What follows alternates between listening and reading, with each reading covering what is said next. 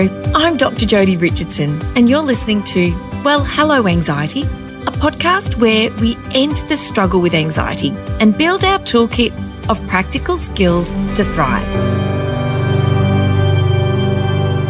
Hello, and welcome to another episode of Well, Hello Anxiety. I am your host, Dr Jodi Richardson, and a huge and very warm welcome to my new listeners. I am so happy to have you here. Thank you to those of you who've been listening, who've been sharing the podcast with friends and with family, or in your workplace or in your school communities.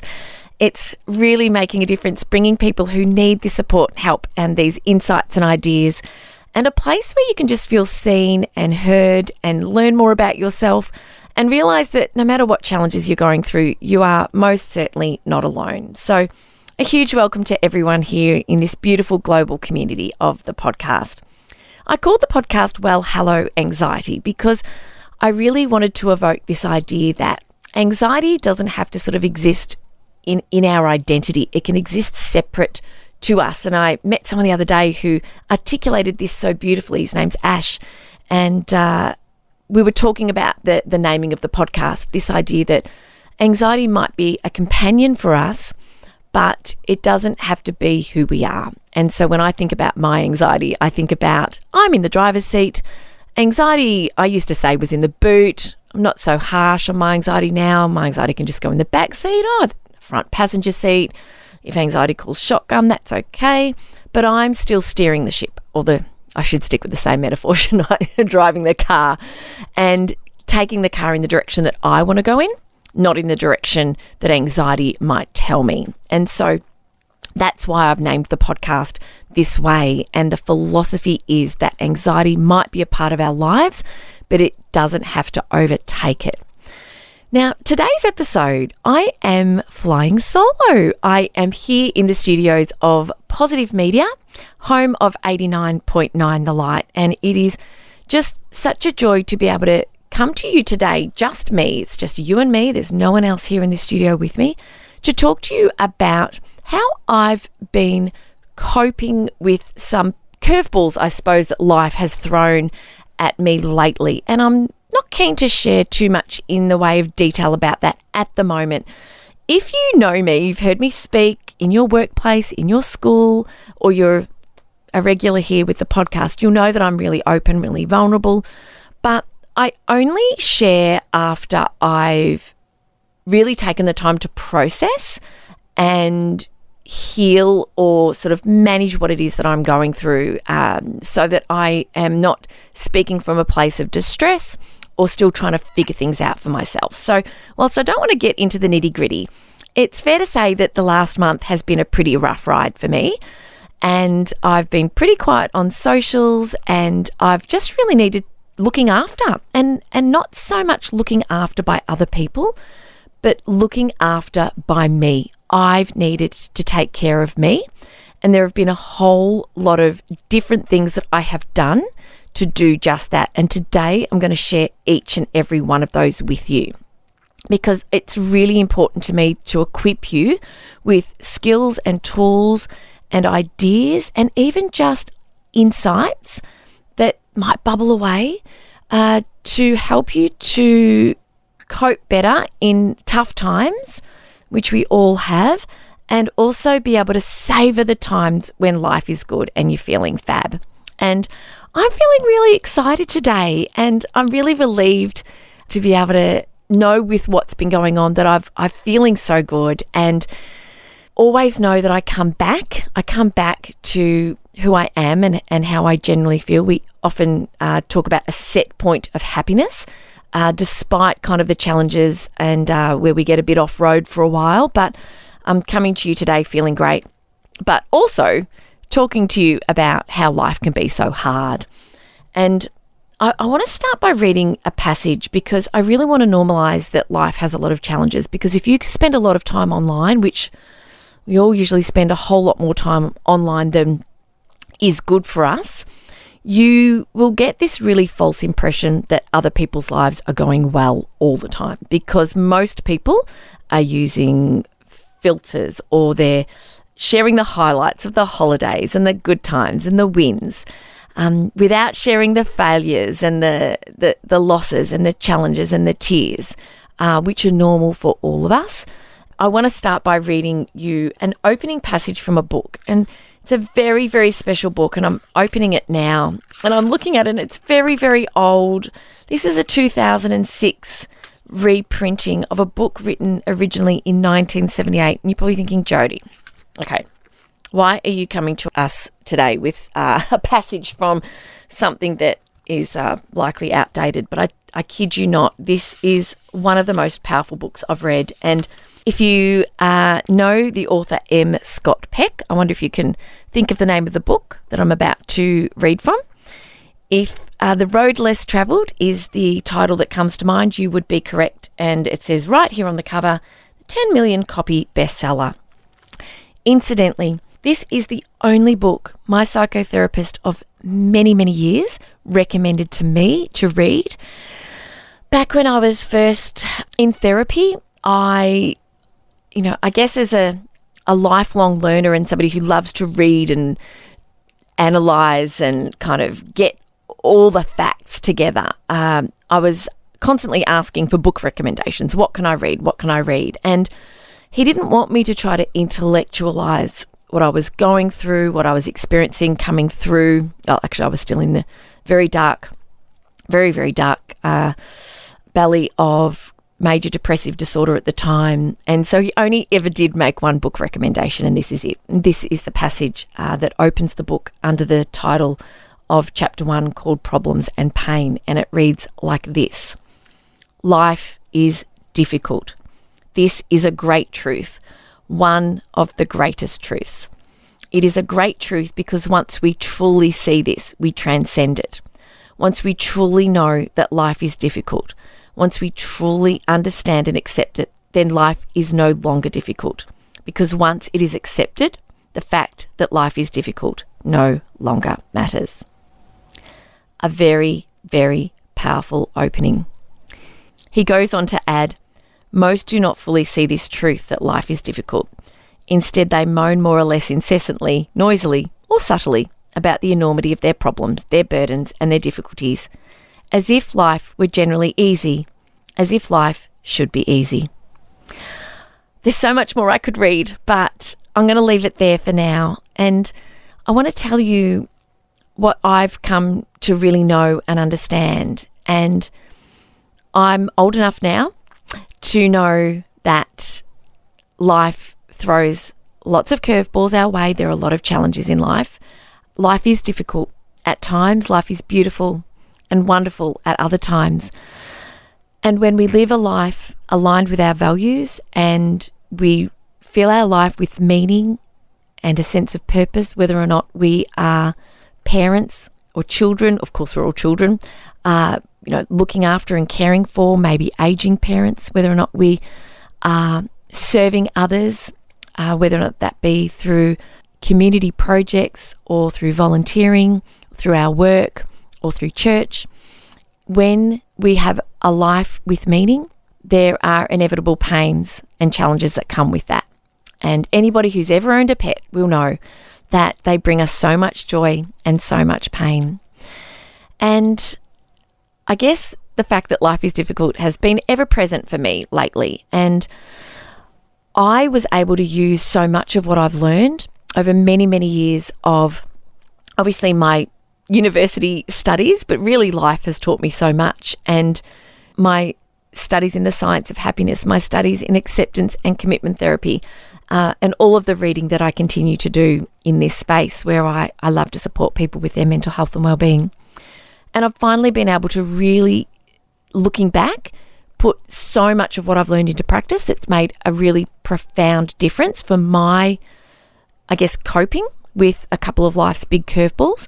And I really wanted to share that with you. And so I want to do that here and now. One of the things, interestingly, that M. Scott Peck shared in that reading that I just shared with you is this idea of acceptance.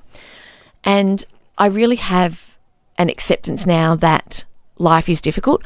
I used to think a long time ago that life, kind of the norm, was happiness, and that to not feel good was an anomaly. And I know it to be true. And it's one of the myths that Dr. Russ Harris debunks in his book, The Happiness Trap, talking about the science of happiness, is that it is a myth to believe that it is normal to be happy. It is not normal to be happy all the time. As humans, we experience a full range of emotions. All emotions are important. We love the ones that make us feel good.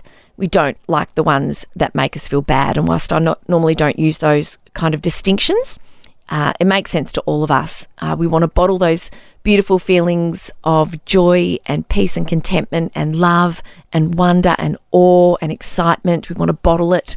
We feel as though the really difficult feelings will last forever. They don't. They pass on to feelings of visitors. And whilst we want to slam the door in the face of the ones that hurt and are hard, when we recognise that an open door policy and an acceptance of what life throws at us, doesn't mean we have to like it, is actually quite a gift. And that's one of the things that I've been doing, is practising acceptance of circumstances. And one of the things that really makes a difference for me personally when I'm practising acceptance is taking the time to look at the situation, recognise what's happening, notice and name how I'm feeling about it, label that, but also to focus on what I can control.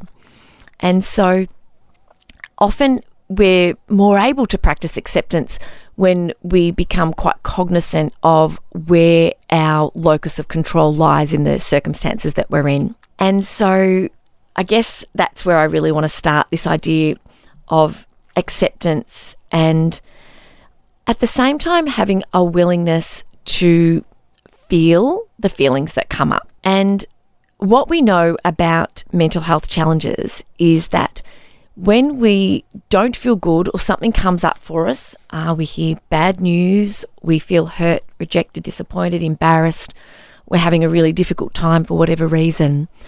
When we struggle and fight with how we feel, those feelings don't just turn around and say, all right, we'll see ya. I tried knocking, you shut the door, I'm off. It's a bit like holding back a flood. The feelings swell and the feelings will grow. The more we fight with them, the harder they will pound on that door until eventually they knock it through. And if we can have a willingness to recognise and notice and to label how we feel, it can be quite transformative.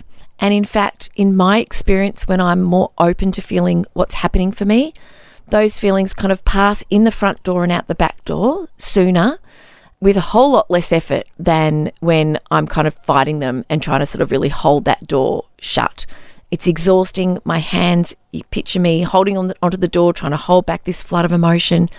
It's exhausting. My focus is only on what I'm trying to stop feeling. My hands aren't free to do the things that are meaningful and that are helpful and healing and bring hope and bring change and help me process what's going on and help me turn in the direction of loved ones and the things that are meaningful to me. And so the exhaustion sets in, and it's a really tough road. And so the harder road, the road less travelled, I guess, keeping with the theme of the book, is that we open the door, and even though we might not like the visitor, being able to say, well, you're here. I'll say to myself, I'm feeling really sad, or I'm feeling really worried. And in my mind, I'll say to myself, I'm feeling really sad at the moment. And I always add, and that's okay. And that's okay.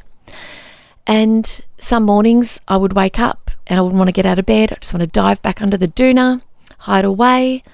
I'd use a strategy that I've learned from Mel Robbins that was shared with me many years ago by my beautiful friend Christy. And Mel Robbins would advise is use the 5, 4, 3, 2, 1 strategy. And the minute it comes into my mind, I just count 5, 4, 3, 2, 1. Throw the covers back, ground my feet on the floor, feel my feet on the floor, sort of try to center myself and ground myself for the start of the day. And I'm up and at 'em, as my mum would say. I'm getting on with what I need to do despite the fact that I'm not feeling quote unquote good. What else I've been doing is really reaching out and connecting with the people in my sphere, my circle, who I know will be supportive. And we all hopefully know people who, if we've got one particular set of challenges, who might be the right person to speak to.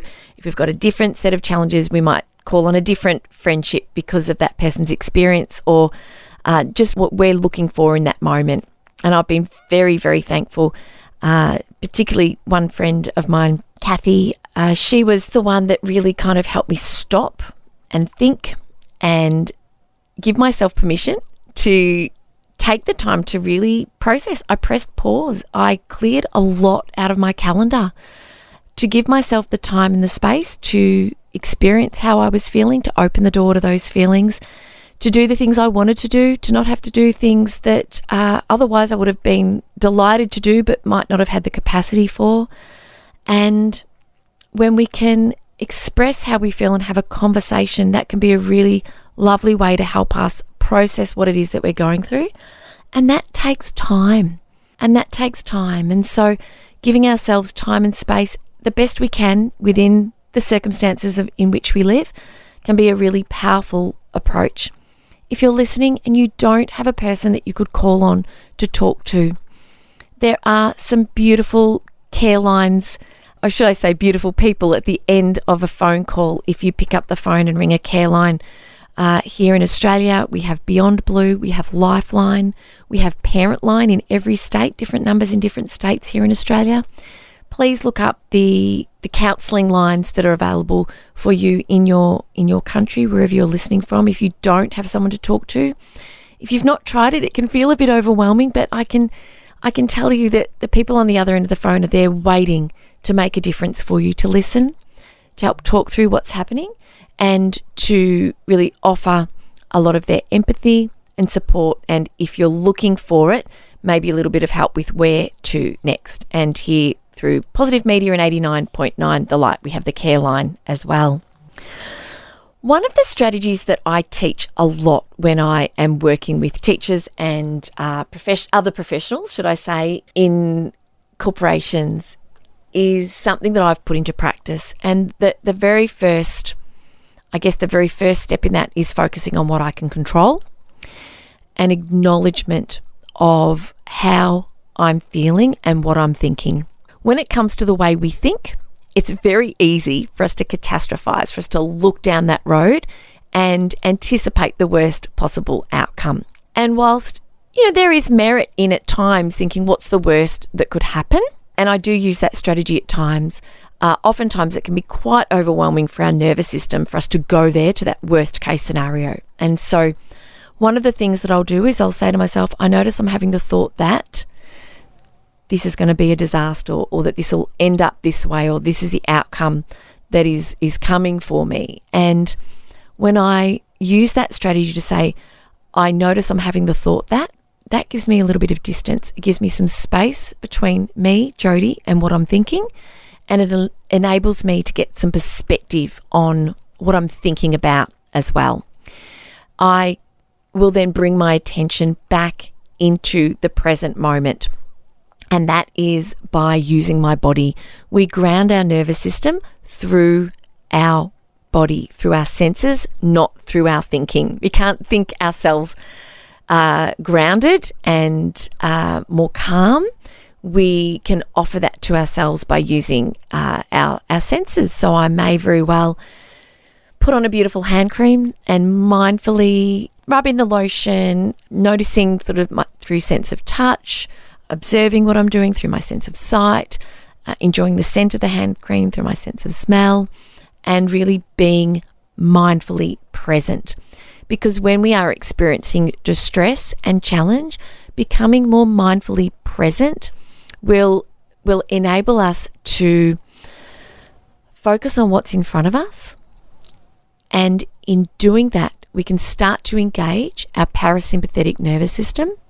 And what that means is, instead of kind of having our foot to the floor on our kind of, nervous system accelerator, which is sympathetic, we can put our foot on the brake and start to kind of relieve ourselves of all of the physical symptoms and the thinking and the challenges that come with feeling very, very stressed and overwhelmed. So that mindful, present moment awareness and grounding in the moment has been a really powerful kind of, I guess, tool in my toolkit as well. And after I've kind of been able to go through those steps of kind of really looking at where is my control here, acknowledging what I'm thinking and feeling, and then kind of really looking at centering and grounding myself back in the moment, the next thing I do is I look at what's important to do next. What's the next most important thing for me to do? And that could be, going in, spending some time with my kids, or playing with the dog, or doing something for work, or picking up the phone, or going and making a cuppa. Whatever it is, the idea of being able to have processed and gone through those steps and then be able to re-engage in what I need to do in values-aligned action has been really powerful for me as well. And I do know that feeling of just not wanting to see anyone, not wanting to do anything, and just feeling like hiding away. But in doing that, we are robbing ourselves of the beautiful things that can actually make a really powerful difference and a positive difference to how we're feeling, how we're coping, and to, maybe getting the help that we might need. It makes me think of the beautiful movie Inside Out. If you've seen Inside Out, it was many years ago now, but Riley, the young teenage girl in the movie, was slumping into a depression. And in the kind of, I guess, at the operational station in her brain, sadness was really kind of coming to the fore and stepping into the limelight, whilst joy kept saying, sadness, go away. Joy drew a circle on the floor for sadness to go and stand in, said, sadness, do not move. We don't want you tainting sort of the memories and the experience of this girl whose mind we're kind of operating here from the desk. And ultimately what Joy learned as Riley, as sadness did come to the fore, and Riley did start to really express and experience the sadness she was feeling and express it outwardly as she shared her tears. The support around her was just so beautiful. She was surrounded by friends and family who were there to help her. And so how we're feeling when we can reach out and share that with other people can really bring into our lives the things that we need to really help us cope and get through. Exercise, as you know, is a really important part of my life, and it has been my whole life. And I know now that the benefits of exercise in terms of my neurochemistry, my biochemistry, my physiology, I guess I just knew that when I exercised, it felt good. And so I did more of it. And so whilst I wasn't up to training at the intensity I normally do at CrossFit, which I schedule into my calendar 3 times a week, I had the time and space just to go for a walk, take the dog for a walk, put some headphones on if I wanted to, although I typically walk without headphones on so that I can just tune in mindfully to what I'm experiencing around me, the beautiful birds, there's lots of lorikeets, watching other people walking their dogs, patting other people's dogs as often as I can, and just being in my own thoughts as well. And so whilst I didn't sort of go for the high intense kind of training that I normally steer towards, I took time to kind of do what felt right for my body and what felt right for my mind as well. And I was recovering from a sort of a minor surgical procedure at the same time. So that was a really good fit for me. Exercise is something that everybody knows is good for them. It is the ultimate prescription for our mental health, physical health, our well-being. But it's really hard, I know, for a lot of people to get started. I really implore you to start small. Start so small that it almost seems, not worth your while. Start by just walking to the letterbox and back. Tick, done some exercise for the day. Tomorrow, do that twice, depending on where your letterbox is, of course. Start small, do something. Do it with someone. Find a way to do some exercise that you really enjoy, because the benefits, and I've talked about the neuroscience benefits of exercise in the past, and I won't dive into that here, but the benefits are profound, and you will always be thankful you did it. And at the other side of it, even though you may not particularly enjoy it at the time, not all the exercise I do I'm loving at the time, I'm sort of wishing it would hurry up and be over. I'm always so proud of myself for doing it at the level that I can do it.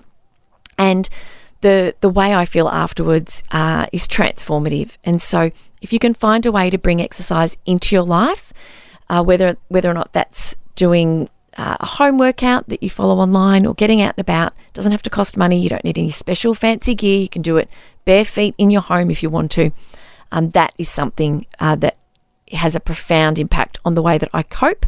And I do recall saying to my coach, because I did train yesterday at the time of recording this, that when I walked in, I felt like I had the kind of day where I kind of really wished I was still doing karate. I kind of felt like I really wanted to kind of kick a kick bag or something. And we did a really hard workout. At the end of it, he said, was that better than hitting something? I said, absolutely. So it can be really cathartic. So that's something else. And amongst the other things that I've been doing, the very last one I want to talk about is self-compassion, because self-compassion is incredibly powerful when we are suffering. And whilst it is so beautiful to be on the receiving end of the compassion and empathy of others, it is such a gift we can give to ourselves any time of the day, any day of the week. And it is a gift that I have been giving to myself more and more. And you will have heard last week's episode with Dr. Kristen Neff. And Kristen, or Dr. Neff should I say, she shared a beautiful self-compassion practice. So the world's pioneering researcher shared a beautiful guided self-compassion practice in last week's episode that is there for all of us to keep coming back to whenever we need it. But I'll share with you a brief self-compassion practice here that I have been using lately. And that is simply this. I recognize that this is a moment of suffering, and I just so naturally put my hand on my heart. You could put your hand on your shoulder. You could put your hand on your arm. You could just leave your hands where they are. You don't have to, but my hand just naturally goes to my heart as I say to myself in my mind quietly, this is a moment of suffering. I'm having a really hard time. This is really tough to be going through. All right, so I'll sit and take that moment to go, I'm really acknowledging to myself that what I'm going through is hard right now. And then I will say to myself, suffering is a part of being human. Suffering is a part of humanity. People all over the world are going through difficult times right now. Yes, I'm having a hard time, but I am most certainly not alone in that. And so I've started with an acknowledgement of how I'm feeling. I've acknowledged and recognized that I'm not alone in that suffering is very much a part of life, especially when we have lots of things we care about. Of course, they go hand in hand. That's just a part and parcel of having important people and things we care about in our lives. And the very last thing that I'll say to myself is, how can I be kind to myself right now? May I be kind to myself?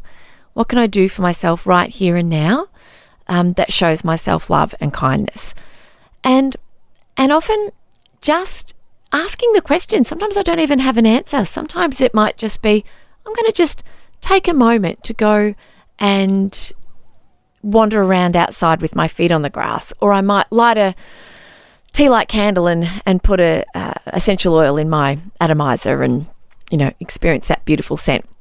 I might go and make myself something nice to eat, or make myself another cuppa. But this simple practice can be done in 30 seconds. It can be done in 3 minutes. You can spend half an hour or longer practicing self-compassion, but that has been transformative for me. And it is something that I'm so grateful to Dr. Neff for in regards to the work that she's done, the academic work that she's been doing for over 20 years, but also the fact that she's been on the podcast and that we have a guided practice that she's shared with us, but also the learning, the understanding of the difference that it can make. And so I feel so grateful to have an opportunity to be able to share with you what I've been doing to really take care of myself. And I know I did say self-compassion was the last practice I was going to share, but I do want to add that I've been holding my boundaries more firmly. And that is something that I've been working towards as a sort of, recovering people pleaser, I suppose. But what I've found is that when I've set some boundaries, or if I've been asked if I can do something and I've been able to say, no, I can't do it now, I can do it then, or now's not a good time, can we come back to this? Or sometimes it's just like, that's no, thank you, that's lovely of you to ask, but it's just not a good fit. Always with kindness and always with love, but I've been holding more firm to my boundaries, and I feel like that's given me more strength and a whole lot more kind of space to be able to really do what I know I need to do and put my attention where it's needed most, I suppose, at the moment. So if this is the first time you've listened to the podcast, this is a very different episode. I am not normally flying solo as I have today, but I really wanted to share for all of you listening that, it's not normal to be happy all the time. Life throws curveballs at every single one of us, and we all have to find the ways that we can to cope with the challenges of life, to really enjoy the times between those curveballs, but also to really equip ourselves so that when times do get tough and things are hard, we feel like we have what we need, or we can reach out and find what we need to support ourselves to cope the best we can and get through to the other side, which is where I'm coming to you from today. So thank you very much for your time. Please let me know which one of these ideas has really resonated with you. And I'd also love for you to share with me how it is that you manage when you're going through a difficult time, what it is that you put into place that makes a really huge difference for you. So thanks again for your company. I just love that we can share this time together, and I can't wait to be back with a guest next week. Okay, see you then. Bye. Thank you so much for joining me for this week's episode. If you enjoyed it, please subscribe and leave a review. To keep the conversation going, I'd love you to join me over on Instagram. You'll find me at Dr Jodi Richardson. Also, if you'd like a copy of my free 5-day mini email course, Calm Your Anxious Brain, then jump over to my website, drjodirichardson.com, and you can sign up down the bottom. I've really enjoyed having your company. Thanks so much. See you next time.